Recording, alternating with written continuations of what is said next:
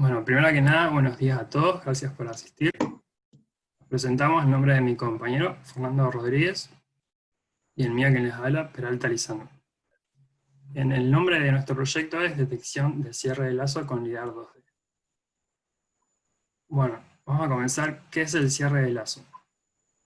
El cierre de lazo es utilizado en la navegación de vehículos inteligentes para modificar y corregir la posición o trayectoria que este mismo releva a través de sus sensores cuando circula por cierta área. Básicamente consiste en detectar cuando este vehículo está circulando por un área donde ya había circulado, para de esta manera comparar la posición real, que es decir, que encontró que ya había circulado por ahí, con la posición que este decía que tenía o estaba estimando, por así decirlo. Y de esta forma corregir hacia atrás la trayectoria que había trazado. Bueno, el objetivo principal del proyecto entonces resulta detectar un cierre de lazo, desarrollar un algoritmo y utilizar un dataset gratuito obtenido de internet para ponerlo a prueba. Cuando buscamos el dataset, tuvimos algunas consideraciones como que se tenga un ambiente estático, esto quiere decir que no haya obstáculos moviéndose o atravesándose en el sensor, que haya una proporción de outliers baja, esto quiere decir que haya poco error en las mediciones y haya pocas malas mediciones, y se buscó una trayectoria que sea en un ambiente interior, porque en un ambiente exterior es más propenso a que haya obstáculos moviéndose y haya otros problemas de mediciones con temas de rango. El dataset elegido, después de buscar muchísimo tiempo en internet, fue el del Castillo Örebro de Suecia, que lo midió el grupo del doctor Cyril Stachnis de la Universidad de Bonn. También el dataset este tiene mediciones de odometría, que son de posición X e Y, y del ángulo de orientación en el que está apuntando el sensor. Ahí se ve un mapita más o menos de la trayectoria que circula. Y vamos a ver que en esta zona, este pequeño pasillo, es de especial importancia porque por esa zona el sensor pasa 2 veces con la misma dirección. Así que ese es el objetivo principal, detectar ahí. Entonces, las ideas que tuvimos para abordar, digamos, este problema fue que lo primero fue utilizar descriptores. Buscamos papers y trabajos de investigación que desarrollen descriptores, descubrimos que no hay demasiado, pero hay figura al fondo, uno que nos cayó del cielo, que bueno, explica un montón de descriptores, 20, y después utiliza otras técnicas bastante complejas para abordarlo. Entonces, los descriptores que utilizamos son el área, que es toda el área alrededor del sensor, el área cercana, que es lo mismo pero sin contar las mediciones en rango máximo, el rango medio, el desvío estándar del rango, el número de máximos, que esto es el número de mediciones en rango máximo, el centroide, el centro geométrico de la medición, de la forma de la medición, la distancia, que es la suma de las distancias entre cada medición entre sí, y sin contar los máximos, y la distancia lejana, que sí los cuenta. Y una función que implementa todas las mediciones, uno le da todos los descriptores, perdón, uno le da una medición de un LIDAR 2D y te devuelve los valores de los descriptores. Y obtuvimos acá para todas las mediciones del dataset los valores de los descriptores. Si vemos, por ejemplo, acá ya hay un punto que va a ser el famoso punto 13171, que si vemos acá y acá hay una tendencia muy clara, muy parecida. Ese después vamos a ver que es un punto muy importante. Bien, bueno, una vez que obtuvimos los descriptores, como dijo Fernando, la primera idea que tuvimos para poder clasificar estos datos en si era un cierre de lazo o no, fue optar por un algoritmo de clasificación SVM o Support Vector Machine, el cual se encarga, como dije, de clasificar los datos para decirnos si pertenece a una categoría u otra. Esta herramienta está ya implementada en MATLAB y lo único que se requiere es darle, primero entrenarla, digamos, y eso consiste en darle los datos que nosotros tenemos, o sea, nuestros descriptores, y decirles si esos califican como cierre de lazo o no, y de esta manera el algoritmo genera una propia función que nosotros luego le podemos ingresar cualquier dato y este nos debería decir si es cierre de lazo o no. Bueno, en pantalla vemos un tipo de estos de clasificación que es la lineal. Eso depende básicamente de la naturaleza de los datos y con los que nosotros queremos clasificar. En la siguiente imagen, el tipo de SVM que mejor se ajustó a nuestros datos por la forma que tenía fue de tipo Gaussiano. En la imagen vamos a ver el recorrido, es decir, los puntos azules y puntos, no sé si se alcanza a ver bien, puntos verdes y rojos. Los puntos verdes fueron los que nosotros dijimos como posible loop closure para que el algoritmo aprenda a clasificar, y los rojos fueron los que obtuvimos una vez que ingresamos los datos al clasificador. Después vamos a comentar un poco más sobre los resultados que tuvimos de esto en base a lo que nosotros buscábamos. Porque hay un problema que nosotros intuitivamente queríamos que el algoritmo compare descriptores para decir que ya habíamos pasado por ese lugar, es decir, que lo matché de esa forma. En cambio, después investigando bien cómo funciona el algoritmo, porque eso es como una caja negra, nosotros no sabemos bien cómo trabaja, él nos dice solamente que clasificó de una forma u otra. Entonces después lo que pudimos concluir fue que el algoritmo no relaciona los descriptores entre sí para decir, bueno, es parecido a este o no, sino que busca los puntos donde los descriptores tienen esos valores que nosotros le dijimos que clasifique como tales. Bueno, después vamos a concluir más sobre esto. Bueno, dado que aplicar el Support Vector Machine no había funcionado, decidimos utilizar alguna especie de distancia combinada con los descriptores para machear. Y bueno, la primera que se nos vino a la cabeza fue la distancia con la que más familiarizados estamos en la carrera, que es la distancia euclidiana, la distancia simple entre puntos o vectores. Y también surgió la idea de probar la similaridad coseno, que la similaridad coseno no hace tanto hincapié en el tema de las magnitudes por ahí de los vectores, sino que da una similaridad en cuanto a la orientación entre sí. Igual después vimos que la similaridad coseno en sí no funcionaba realmente bien y ni siquiera combinada con la distancia euclidiana era lo mismo que no esté. No era buena detectando para comparar los descriptores. Se consideró, bueno, que al aplicar distancia euclidiana se podría tomar un vector de descriptores y ver directamente la distancia entre los descriptores y así obtener un punto que describa toda, digamos, la distancia entre todas las características en conjunto de esa medición, o probar descriptor a descriptor. Debido a la naturaleza de los descriptores, de la diferencia de magnitudes tan grande y de las diferencias entre sí que podían tener, probar la distancia entre descriptores probó ser muchísimo mejor y dar muchísimos mejores resultados. Para todos los casos había que definir valores de umbral, decirle, si te pasás de este número, yo para mí no podés ser loop closure porque estás muy lejos, sos muy distinto. También se consideró que se podía usar o no, en base a los resultados, usar la medición del ángulo de orientación del sensor. Y también, por último, se consideró dejar un número de mediciones antes de considerar otro posible loop closure, para que no se macheen mediciones que están muy conjuntas. Que si yo mido y hago medio paso y vuelvo a medir, es bastante claro, es muy probable que se parezca un montón en el ambiente, y que para mí eso no puede hacer loop closure, que tenga que volver a pasar directamente.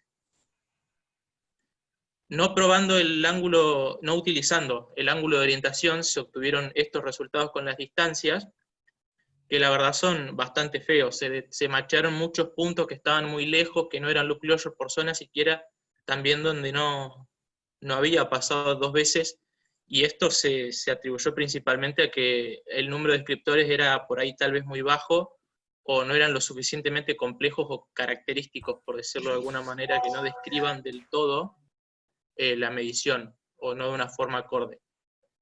Si consideramos el ángulo de orientación también, poniéndole un valor de umbral, para decir más o menos tenés que estar viendo con un error de, por ejemplo, el 35% en la misma dirección, para que te considere, vemos que el objetivo realmente, en realidad se cumplió, se detectaron 2 puntos del pasillo, se detectó un punto más donde el sensor da varias vueltas.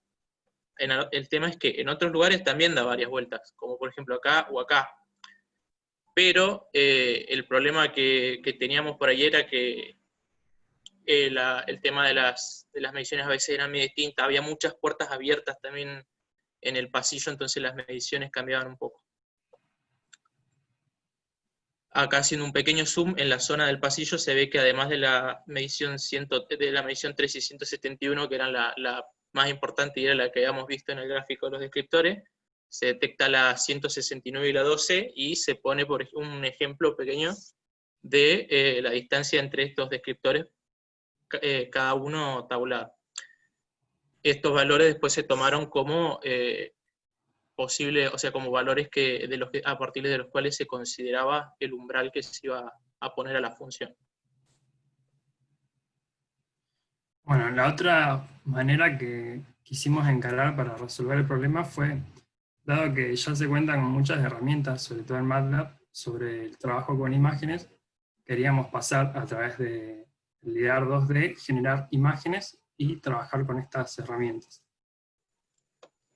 Entonces básicamente consiste en generar una imagen en mapa de bits a través de los escaneos que nosotros teníamos y después implementar algoritmos que, bueno, extraigan características de esas imágenes y después hay algoritmos también que machean esas imágenes y de esa forma nosotros buscaríamos encontrar dónde las imágenes coinciden básicamente. Vemos en pantalla un tipo de feature, era el surf. Ahí vemos cómo, bueno, según cómo sean los blancos y negros y las posiciones, se puede trabajar de manera de caracterizarlos, y a la derecha una detección de estas características, por más que la imagen esté rotada o simétrica, puede machearlas, digamos. Bien, nuestro trabajo entonces en esta área consistió en, bueno, nosotros queríamos generar un contorno de paredes de nuestro escaneo, pero nos encontramos con el problema de que había muchos obstáculos, entonces era como difícil definir qué era pared o no. Entonces, por lo tanto, hicimos un filtro en el que podíamos descartar esos obstáculos. Básicamente, la manera en la que funciona es detectar dónde esos puntos están como aislados, y de esta forma eliminarlos. Vamos a ver en la segunda imagen que ya los obstáculos son mucho menores. Y luego, utilizando la otra herramienta de MATLAB, generar un mapa de bits, ese en blanco y negro, y luego se le aplica un algoritmo que detecta features, serían los bloques que están ahí. Bueno, esta etapa no llegamos a concluirla por falta de tiempo, pero bueno, llegamos hasta esa etapa, digamos, de generar las features, y lo que restaría sería a cada imagen o cada escaneo hacerle este proceso, y luego ingresarlos a un algoritmo que clasifique entre features y vea si estos se parecen o no, y de esa manera determinar si estamos pasando por un área que ya habíamos, por el que ya habíamos pasado. Últimos minutos, me olvidé. También cabe aclarar que el filtro que quita los puntos muy aislados, que son, digamos, en cierta forma posibles obstáculos e incluso algún que otro outlier, porque te define en sí básicamente la estructura de la habitación, te da las paredes y los pasillos. Entonces lo utilizamos también para probar el tema de los descriptores, pero la verdad no hubo mucho cambio, no hubo que hacer casi nada. A lo sumo se daba un poquito más de permiso a algunos umbrales, se los podía aumentar un poco más, pero en general no cambiaba nada, no se obtuvo mucha mejora. Bueno, repasamos un poco algunos problemas de los métodos que implementamos, que son que, bueno, para el SVM es lo que había dicho mi compañero, que la máquina de soporte vectorial aprende mucho, cuando vos categorizás y decís, estos son posibles puntos de loop closure, aprende cómo se ven esos loop closure. Si hubiera un loop closure en otro lado, como no aprende en sí a comparar, sino que aprende a categorizar esos puntos a ver si son con los que uno le dio, no lo podría detectar. Entonces por ahí se perdería otro punto de cierre de lazo y depende mucho también del ambiente en el que la pongas. Si la pusieras en otro lugar, tendrías que hacer otro entrenamiento completamente. Y bueno, el problema de la distancia, de utilizar los descriptores con la distancia euclidiana es que, bueno, también el tema de los umbrales hay que ajustarlo cuando nos movemos. Pero lo que tiene es que es más fácil ajustarlos. Es más simple, son cambiar más algunos valores, simplemente no es necesario entrenar. Y bueno, otro problema que se puede, por ahí no es tan problema en cierta forma, porque el objetivo al fin y al cabo lo cumple, es que reconoce solo los puntos que son bastante parecidos de Loop Closure. Cuando el LIDAR pasa en la misma dirección y más o menos mide lo mismo. Pero bueno, esto en realidad cuando se hacen, digamos, trayectorias, se miden trayectorias para hacer Loop Closure, en realidad se pasa varias veces por los mismos lugares, así que esto no consideramos que sea un problema muy grande. Y bueno, otro problema que tiene es que si le queremos dar más permiso, se empieza a meter muchos puntos malos. Descubrimos también que, como habíamos dicho, que hay muy poco desarrollo en descriptores para escaneos láser. Las conclusiones generales que podemos hacer es, bueno, se alcanzó lo mínimo, se detectó el pasillo, se detectó un lugar por donde el LIDAR efectivamente pasó 2 veces con la misma dirección, y bueno, se logró en cierta forma al implementar un algoritmo de detección de cierre del lazo.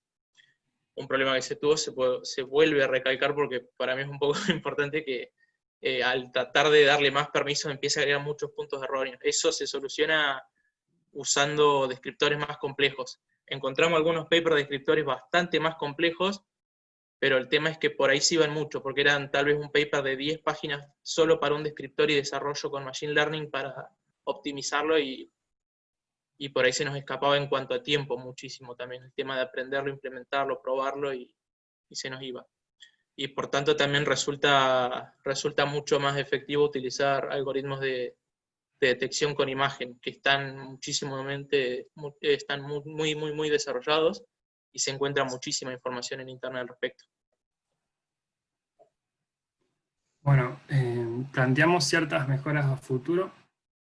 La primera es la de, bueno, terminar de probar el método de transformación de imagen, en el cual le teníamos mucha fe, pero bueno, el filtro nos llevó bastante tiempo.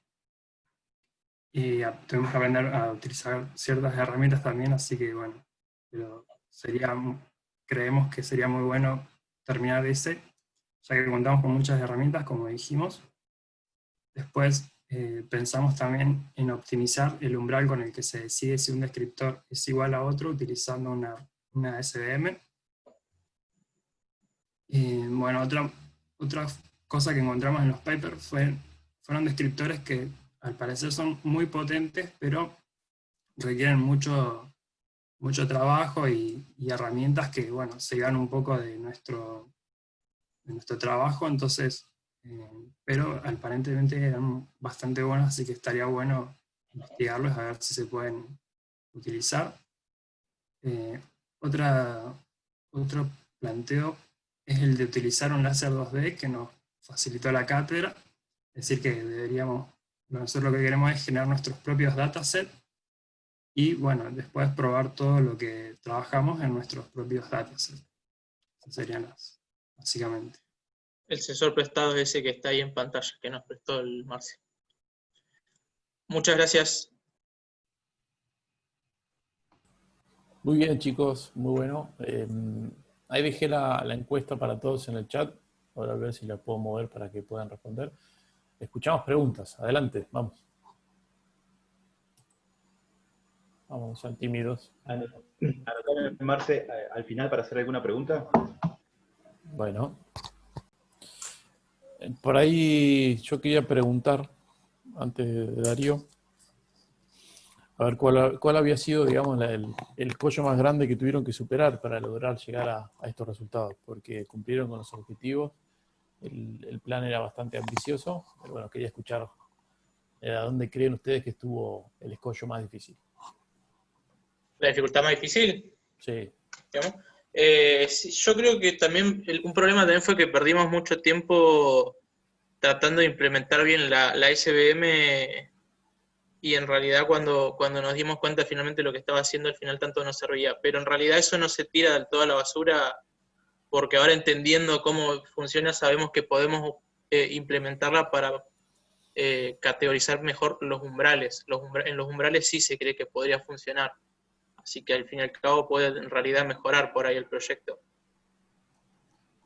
Sí, básicamente todo lo que implementamos fue como que no teníamos mucha idea, entonces por ahí parece medio como que probamos cosas y no obtuvimos los resultados que esperábamos, pero bueno, sí aprendimos bastante, así que dentro de todo Sí, creo que estuvo bueno. sí, también otro problema que tuvimos es la falta de información, hay muy poco desarrollo. De hecho, encontramos en un momento un paper que lo especifica, dice, hay prácticamente cero desarrollo en descriptores para LIDAR 2D, para 3D sí hay más, pero para 2D no, y era bastante difícil el pasaje. El tema de los datasets también, hay muchísimos datasets en exteriores con ambientes que se están moviendo, en entornos urbanos. De hecho, los únicos LIDAR, los únicos, perdón, datasets 2D que pasaban por el mismo lugar varias veces que encontré eran de páginas coreano-japonesas, pero también eran entornos urbanos, con personas circulando. Yo tengo una pregunta. No entendí muy bien cómo aplicaban el SVM, porque para detectar el cierre del lazo deberían encontrar un punto que se repite en sus descriptores 2 veces, más o menos, ¿no? Claro, Y el SVM lo que hace es clasificar puntos, pero de a uno a la vez, ¿no? claro, y la idea era después ver que el SVM categorice varias veces el punto. Ah, está bien, está bien. Bueno, Darío, ¿ibas a preguntar? Sí, acá estoy. Bueno, nada, buen trabajo el de los chicos. Estaba buscando perdón, Marce, que estaba buscando la encuesta para votar, pero no la encontré. Me parece que la señorita Sheffield la Sí, reenvió, pero ahí me no sé equivoqué dónde la y mandó. mandé al chat de la sala de espera, me equivoqué. Este Zoom te cambia a ver a dónde mandas el mensaje y gracias. Y sí, igual nosotros que estamos, no voy a hablar por usted. Yo que cada vez me pongo más viejo, me pongo cada vez más obsoleto y es hacer un clic, pero bueno. Nada, buen trabajo de los chicos. Hacerle algunos comentarios. Sí, la verdad que era bastante, tenía un poco de complejidad el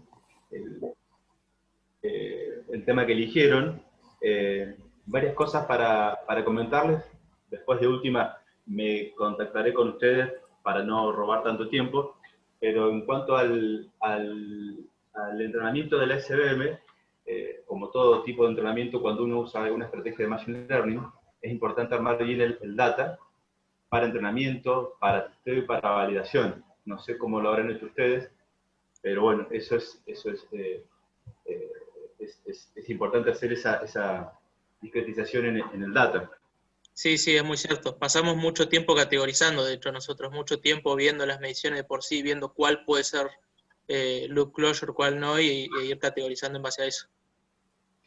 Nosotros esperábamos que, bueno, entrenando el SVM, después supuestamente podríamos utilizarlo con otros datos desconocidos y que de esta manera funcione, pero bueno, después descubrimos que eso era imposible porque, como dijimos, no aprende a clasificar según qué tan parecidos son descriptores, sino qué valores de esos descriptores cumplen con la clasificación que nosotros le dimos. Entonces, haría falta entrenarlo en otro nuevo conjunto de datos y ya sería distinto cuando lo apliquemos en otro conjunto de datos, básicamente. Claro, exactamente. Bueno, ahí ya el entrenamiento del SVM es todo un tema. Después, en cuanto al loop closure que trabajaron, en algún momento mencionaron que tuvieron, para evitar el loop closure cercanos, esos problemas se resuelven de manera sencilla. Por lo general se descartan los últimos frames o la información actual se define ahí en función de la velocidad del vehículo, pero bueno, ese problema se resuelve dentro de todo de forma sencilla.